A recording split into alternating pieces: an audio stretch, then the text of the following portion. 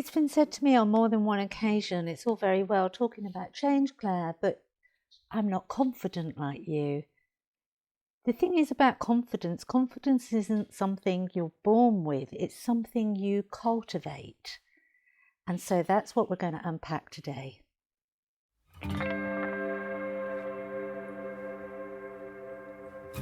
Welcome to Spiritual Midwife, the podcast that tenderly guides you through the transformative journey of spiritual awakening and personal development towards the ultimate destination of soul sovereignty. I'm Claire Attio, a medicine woman and dedicated guide to the profound realm of soul sovereignty, and you are listening to Spiritual Midwife.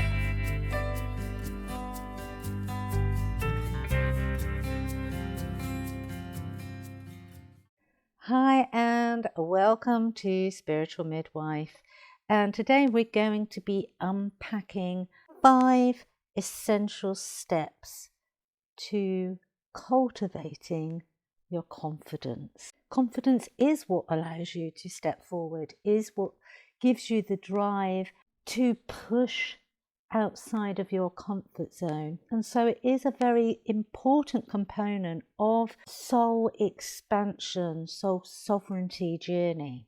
So the first self-coaching exercise that you can actually do is reflection on your strengths. Reflecting on your strengths is crucial for confidence building.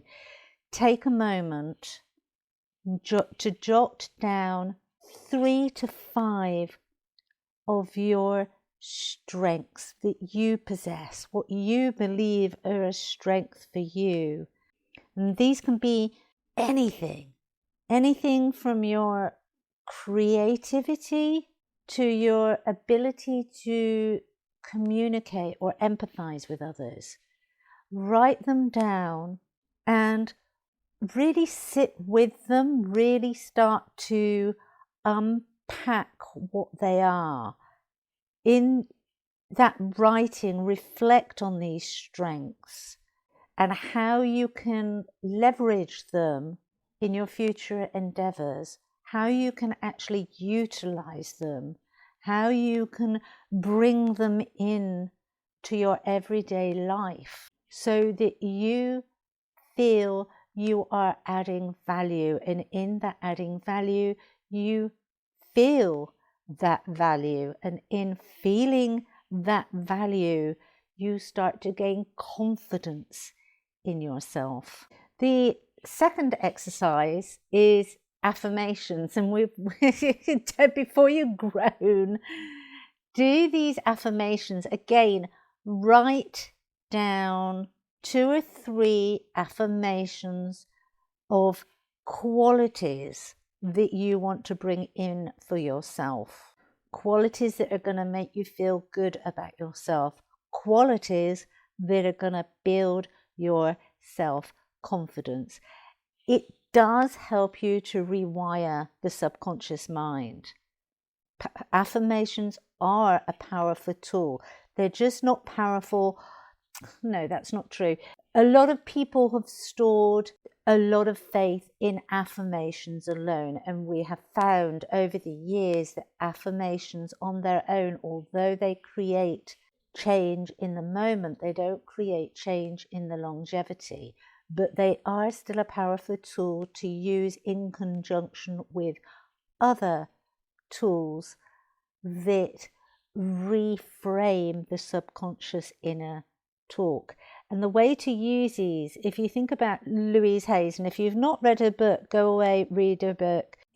She was a pioneer in self-help, and she popularized mirror work, and that's what I want you to do with these powerful affirmations. As I said, write yourself 2 or 3 powerful affirmations, and then stand in front of the mirror and look at yourself in the eyes.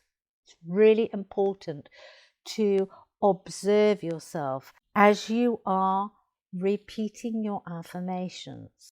For instance, one that would help you build that confidence and give you that positive inner talk is, I am worthy of love and success. And then as you are repeating that, And remember, that's just an example. It's really important to write your own affirmations. Let it come from the heart. What do you want to bring in to your life? What do you want to enhance within your life? How do you want to build that self-worth, that self-confidence, that self-value? But when you've got those, repeat them in front of the mirror, looking at yourself, being observant. First of all, do it a couple of times, looking yourself directly in the eye. That is very powerful with affirming and cementing that into the subconscious. But then repeat it a couple more times and notice how your body responds as you say it. Where are you feeling uncomfortable? Where are you feeling a little bit ew because it doesn't feel authentic? Which is the closest chakra that sits to? Because that is where you will have an energetic blockage. That is where some energy work is possibly needing doing. Saying things in the mirror, affirmations in the mirror, gives us a good indication because we are watching our own body language, and we can actually see why, even if the words we use are very confident, very empowering, our bodies may be giving us away. So that's the first thing. 2, as I said, when we look into the eyes, when we look into our own eyes, it helps us to cement what we're saying, what we're wanting to need to believe about ourselves, that we're struggling to believe about ourselves. It helps to cement it in. And 3, it can give us an indication of where we need to shift some blocked energies. Where are you feeling heavy? Where are you feeling icky? Where are you feeling uncomfortable in your body? And which is the closest chakra to that space and that place?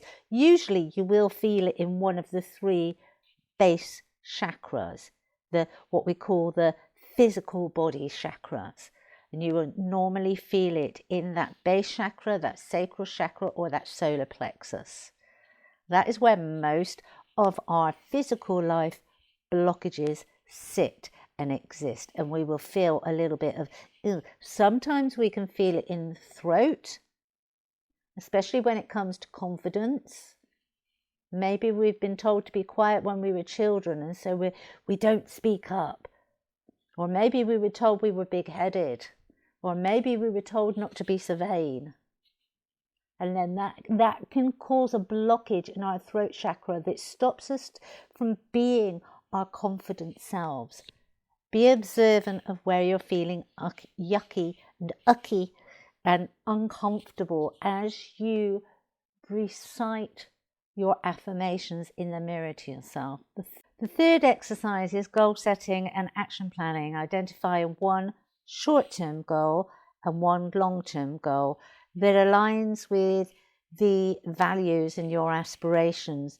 Break them down, break each goal down into actionable steps and create a timeline of completion for yourself.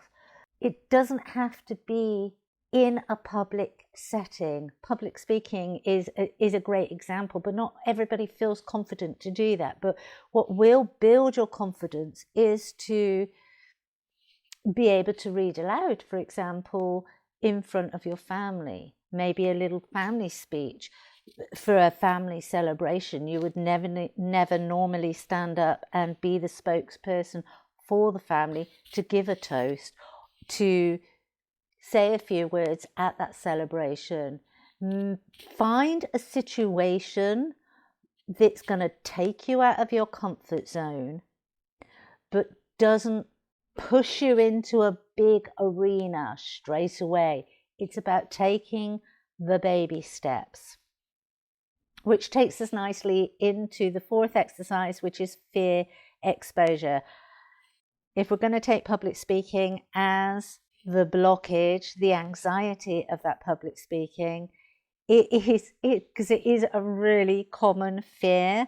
It's about breaking it down. It's breaking down, and the process would be first to identify the fear, acknowledge that you have the fear, public speaking, for instance, and try and identify the specific situations that trigger it, because some people can speak in groups of their friends and family but find it difficult in the workspace. Other people are quite happy to speak to a large group in the workspace, but they're not happy to do it in their personal space.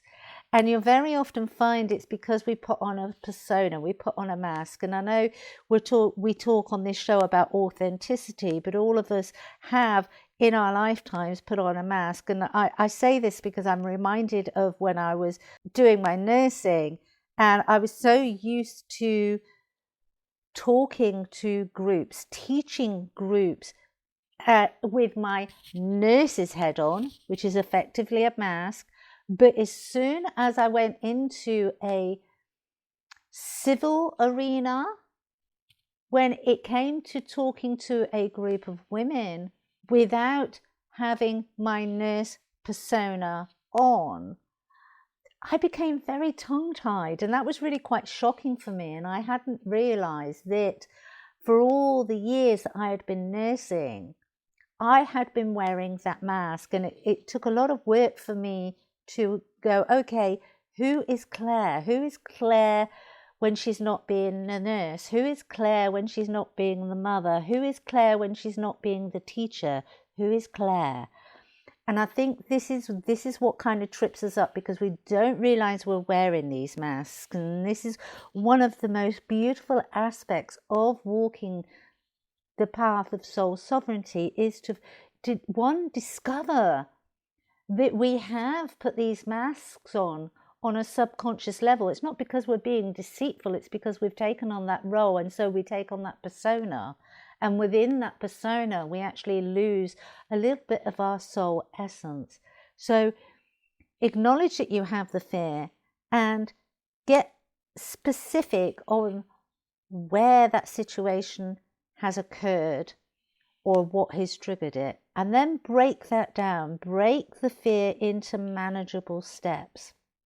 For example, if the thought of speaking in front of a large audience terrifies you, just start speaking in front of trusted family and friends members, as we've said previously, and then give yourself gradual exposure.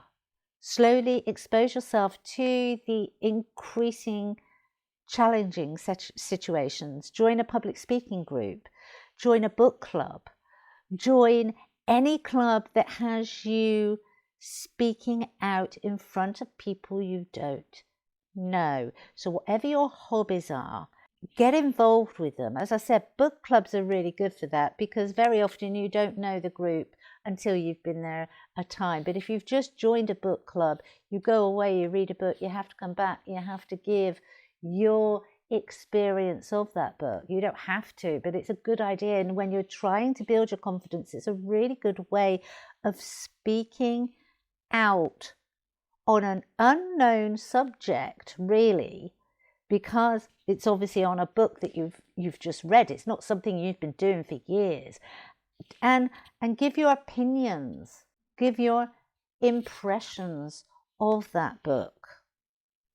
Public speaking groups are really good, but they can be a bit intimidating sometimes. So I personally wouldn't have started there when I was first building and working on my confidence. That was something I worked up to. If you feel like you want to jump straight in, then do so by all means. We are all different. It comes back to that very first one, working to your strengths. What are your strengths?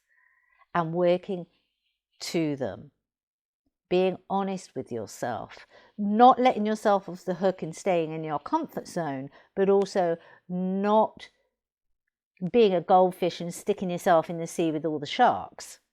Take it up in stages. Practice, practice, practice. The more you practice, the more confident you become. When I first started recording, I would get in a terrible pickle. I would get completely tongue-tied. and I would tumble over my words, and sometimes I still tumble over my words because sometimes my brain is going, my brain is going faster than my mouth can actually speak. But when I first started recording, I used to get terrible imposter syndrome. Oh, what am I doing? I don't know what I'm doing. Do you really think that anybody knows what they're doing when they're starting out? Unless they're a professional broadcaster or they're working the movies. But even then they didn't start off professional. It was a learnt skill.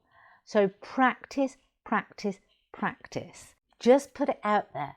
Put yourself out there. Record yourself speaking. That's a really good way. So if public speaking is going to be one of the things that you want to be doing, or you want to be able to practice public speaking to build your confidence, record yourself.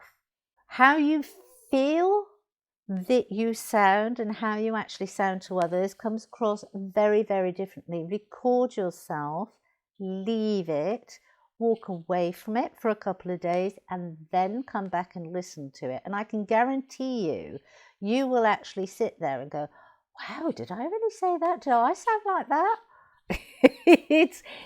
But the key is stepping away from it, especially when it's a passion project, when it's something that you're passionate about, something that you know about it, but you never give yourself the confidence.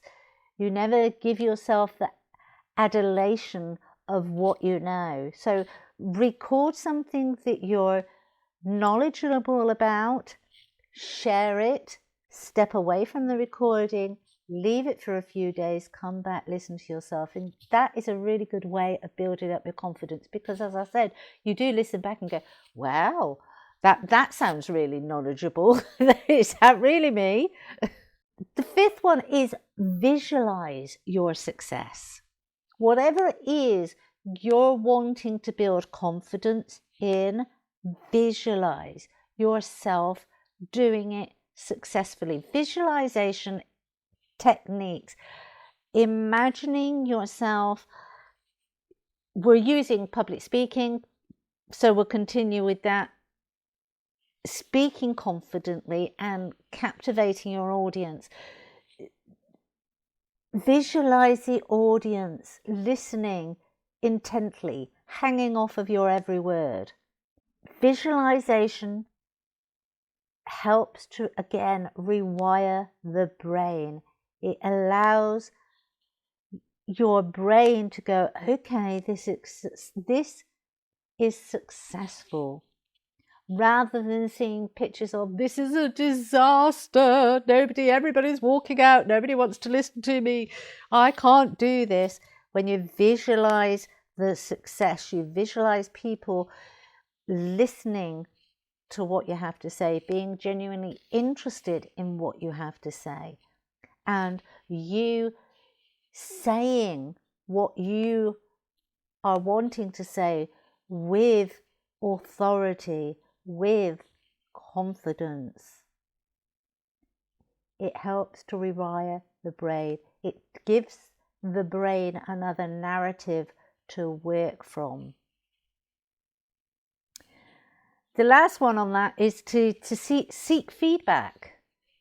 Get people that are around you that support you, positively support you, and ask them for feedback. Tell them you want genuine feedback, because we've all got those friends that will give you absolutely wonderful feedback, but they're not actually being honest, and that's their own confidence levels. They don't feel able to go, well, actually, that part was really good, but that needs work on. Have somebody who does have the confidence that will give you honest feedback, constructive feedback that helps you to refine whatever area you are trying to build and become more confident in.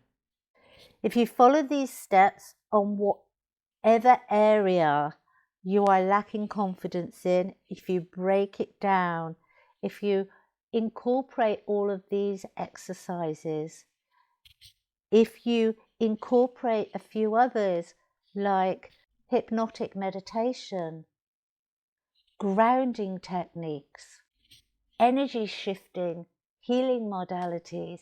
When you use them all in conjunction, you can start to shift those fears that is blocking your confidence, and you start to build in confidence. You start to attain it. You start to learn to be confident. As I said right in the beginning, very few are born with confidence. It is something that is learnt. It is attained. Use these steps, build that confidence in those areas, so then you feel equipped to make changes in your life so that you can walk the soul sovereign path. If this has helped, please leave a review. It means that more people get to listen and more people get to do the inner work so that we can all expand our consciousness and start to live the best versions of who we are. That's it for this week. Take care. I shall see you on the next one. Bye bye.